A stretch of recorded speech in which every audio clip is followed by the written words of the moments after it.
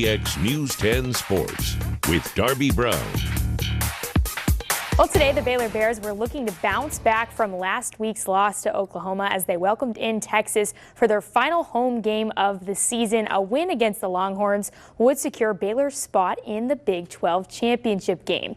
It was senior day out at McLean Stadium. They were honoring their 19 seniors. We had a scoreless first quarter, so first play of the second quarter, John Lovett runs for a 28-yard touchdown, breaks free there. It's 7-0 Bears. Texas was able to get on the board with a field goal, so at the end of the half it was 7-3 Baylor. Third quarter, Brewer would jump up and into the end zone. The Bears extend their lead 14-3.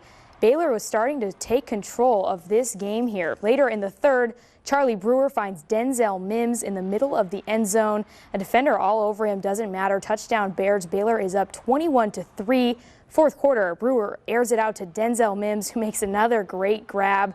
Good for a first down and then some. And then later in the drive, though, Brewer on the keeper. He takes a big hit there from a few guys. He had to leave the game, would not return.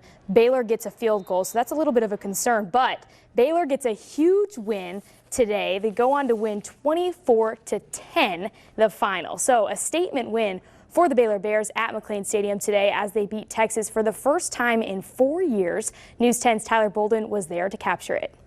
Outside that long run by Keontae Ingram at the end of the second quarter and that last drive in the fourth quarter, the Baylor defense was on point. The Bears picked up 5 sacks of Texas quarterback Sam Ehlinger on their way to a 24-10 win over the Longhorns. Baylor picks up its 10th victory of the season. To hold Texas to 10 was a very big accomplishment because they have so many threats that they can use.